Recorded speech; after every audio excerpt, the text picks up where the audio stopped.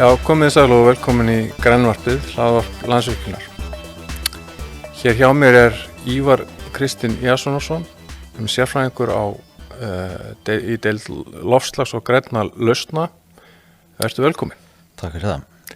Og við ætlum við nafni minn ætlum að ræða hringrásarhagkerfið og þau mál, hvernig þau snúa að fyrirtækjun okkar Landsvirkjun.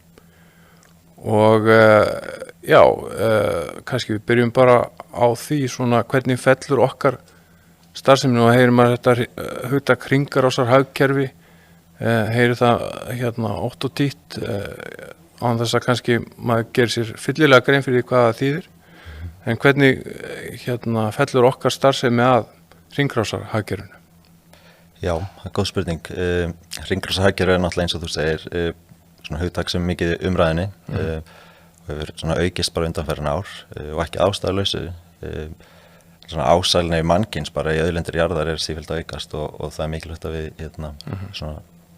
snúum þeirri þróun við, ekki bara til þess að bregðast við loftslagsvandanum sem svona stærsta áskorun nútímans, en líka bara ef við viljum að komandi kynslóðir búa ekki við skort, þá er mikilvægt að við snúum við þessari þróun.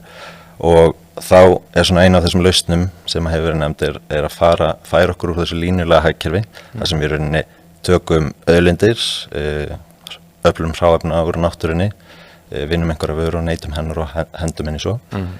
Færa okkur yfir í hringrásarhagkerfi, þar sem að við rauninni höldum auðlindunum eins lengi inn í hagkerfinu og við getum. Þannig að þetta snýst að nýta auðlindirnar betur. Já, bæði rauninni bara neyta minna og svo nýta auðlindirnar betur þegar við erum búin í rauninni að afla þeirra eða koma þeim í notkun. Og við hjá Landsvirkjun náttúrulega í grunninn framleiðum raforku úr endurnýjanlegum auðlindum, vatnsafli, vindi og jarðvarma. Og svona okkar vara, náttúrulega eðli málsins samkvæmt ekki í umbúðum, myndast ekki úrgangu við notkuninnar eða losun. Þannig að svona í grunninn fellur okkar starfsemi bara einstaklega vel að hringrásarhagkerfinu. Já. En engar rafeindir sem að dreifast Nei, reyndar ekki og því mig getur maður ekki endur nýtt rafeindina þegar búið að nota hana. Það væri nú óskandi. Já. En já, þannig að í grunninn okkar starfsemi bara fellur vel að hringrásarhagkerfinu, en við náttúrulega þurfum síðan stór og mikil mannvirki, mikil vélbúna til þess að vinna þessa raforku síðan. Og þar kannski kemur inn okkar auðlindanýting og okkar áhrif. Það er mikilvægt að við hugum vel að þeim þætti. Og það er kannski næst í hvaða framkvæmdunum þegar að vera að reisa þessi mannvirki sem reynir á? Já, bæði bara við hönnun mannvirkjana, mikilvægt að hafa þessa svona hringrásarhugsun, bæði í rauninni að ofhanna ekki mannvirki, það er að segja,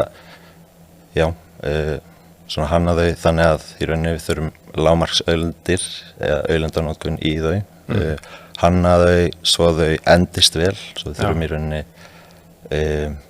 að endurnýta þau, eða endurnýja eða endurbæta, viðhalda síður og síðan í rauninni við framkvæmdina sjálfar, þá kemur inn á bara bæði gæði byggingarinnar og svo efnisval. Já. Þannig að þetta margþætt. Já. Geturðu nefnt einhver svona dæmi það sem við gerum í þessum efnum? Já, það eru nú bara fjölmörg dæmi svona úr starfseminni og úr svona fyrir framkvæmdaverkefnum sem hægt að tína til, mörg skemmtileg. Kannski það nýjasta sem mætti nefna til dæmis á síðast ári voru boraðar 2 rannsóknarholur við Þeistareykjastöð sem svona leiður í að undirbúa stækkun þeirrar stöðvar. Og þessar hólur þær eru fóðraðar með stáli, miklu magni af stáli, þetta eru djúpar hólur, þau eru mikið magn stáls í þær. Og í þessu tiltekna verkefni við þessar 2 boranir sem sagt, þurfti held ég 450 tonn af stáli. En einungis 1/4 því var stál sem var keypt nýtt inn í verkefnið. 3/4 var stál sem var fengið úr öðrum verkefnum sem hafði fóllið til og var afgangs. Þannig að það flott dæmi svona hvernig við endur nýttum eða komum afgangsefni frá öðrum inn í okkar verkefni. Annað dæmi geti til dæmis verið við byggingu þeistareykjastöðvar sem ég nefndi áðan, þá voru sem sagt lagðir rafstrengir í borteiga. Borteigarnir voru rafvættir sem gerði það meðal annars að verkum að það var hægt að nota rafbor við boranirnar í fyrra. En þessi rafstrengir, þeir komu frá framkvæmdatíma Fljótsdalsstöðvar. Það náttúrulega var stór umfangsmikil framkvæmd og framkvæmdatímanum var ýmsir rafstrengir sem voru síðan nýttir áfram í annað verkefni. Einmitt. Já. Einmitt, þannig að svo náttúrulega er það hringrásar eða hugsunin í viðhaldi líka sem við þurfum að hafa í huga, er það ekki?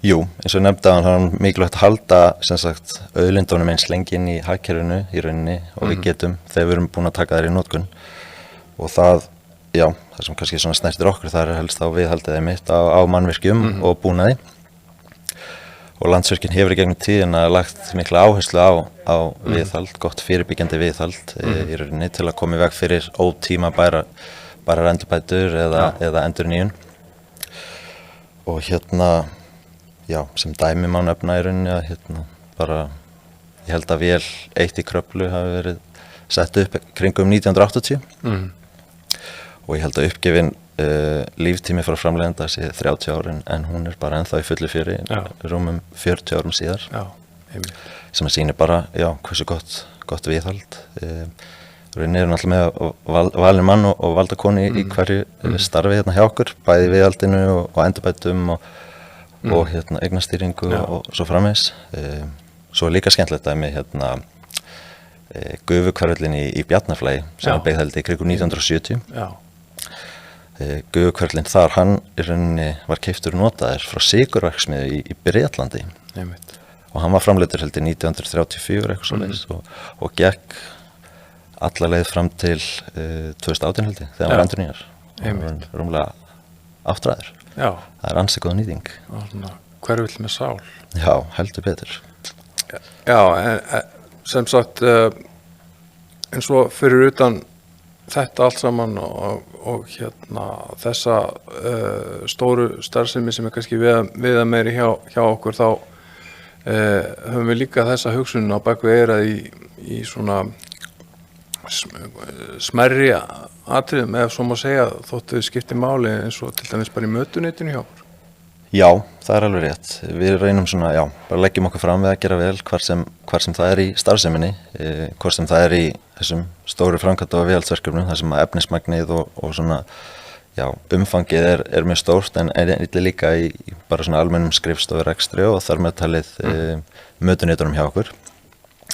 Við vorum til dæmis með Svansvota mötuneyti í Reykjavík, í Katrínartúninu, þar sem að náttúrulega bara lögð mikil áhersla á nýtni og minnka matarsóun og svo framvegis og í almennum skrifstofurekstri náttúrulega bara líka fylgju við grænum skrefum Umhverfisstofnunar fyrir ríkisfyrirtæki og við höfum innleitt öll 5 grænu skrefin á öllum okkar starfsvæðum. Og svo fyrst þú nefnir mötuneyti, það var kannski skemmtilegt dæmi að á Katrínartúninu vorum við að setja upp þá nýtt mötuneyti þegar við fluttum þangað inn og fengum notuð húsgögn frá mathöllinni í Grósku sem að laga upp laupana fyrir stuttu. Þannig að það er skemmtilegt dæmi hvernig við svona reynum að leggja okkur fram í þessum smá en líka stóru hlutunum. Einmitt.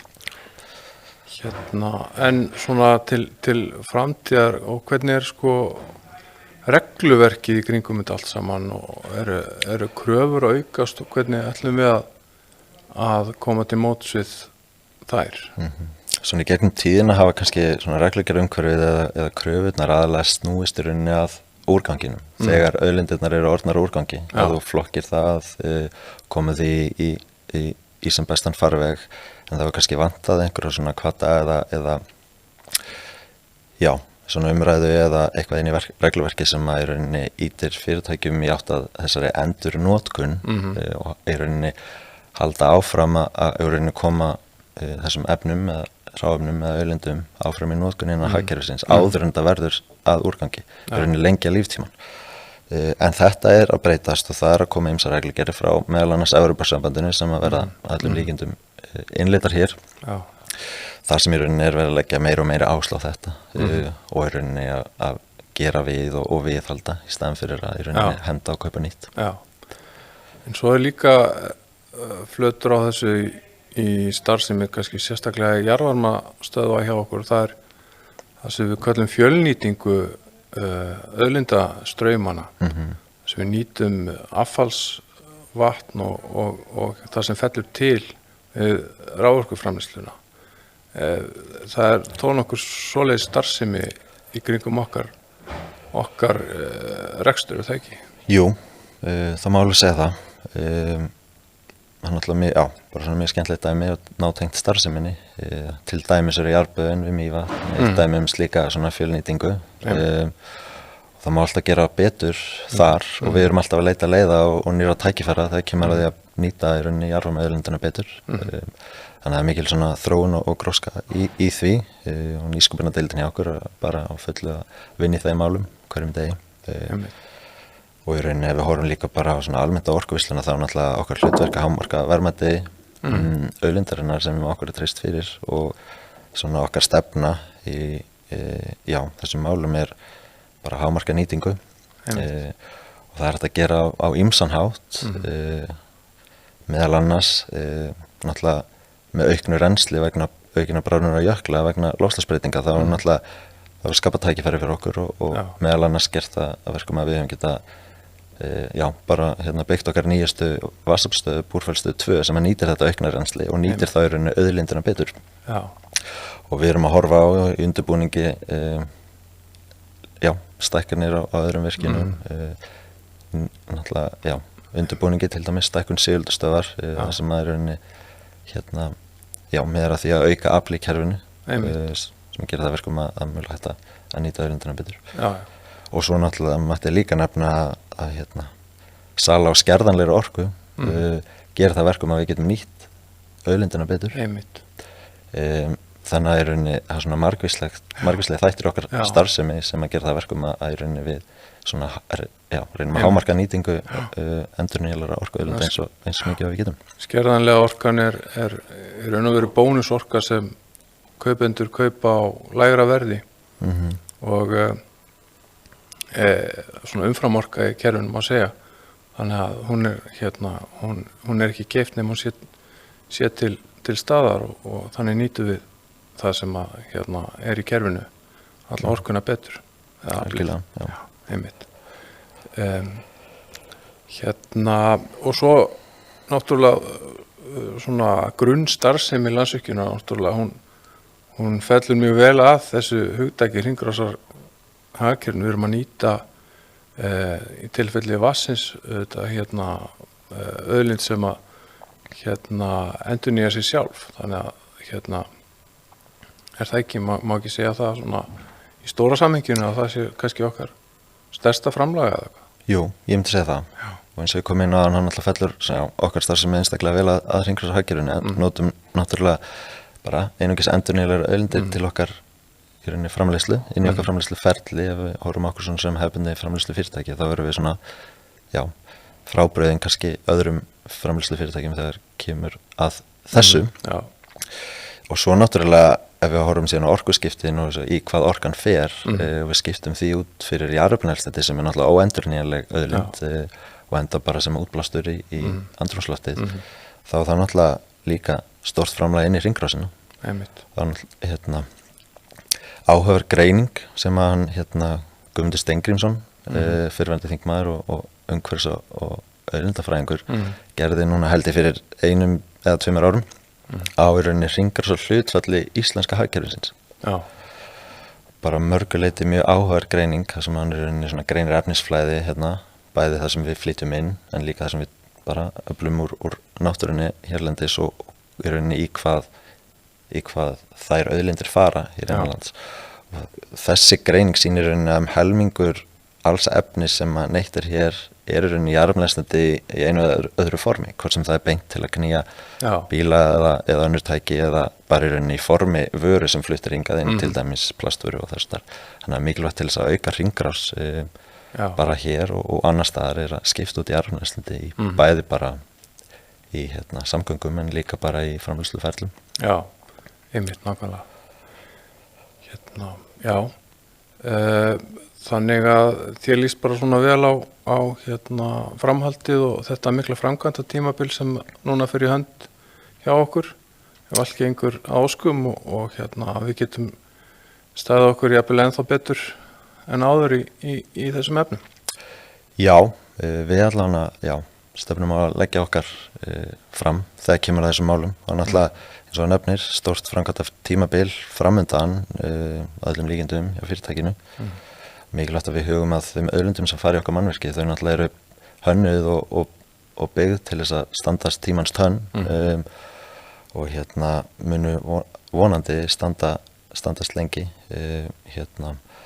Þannig að já, við höfum til dæmis í svona undirbúningi af þessum framkvæmda verkefnum og hönnun lagt áherslu á þessi mál, bæði bara við hönnun og svo efnisval og svo í rauninni í útboðsgögnum erum við með hvata til bjóðenda varðandi þessi mál. Já.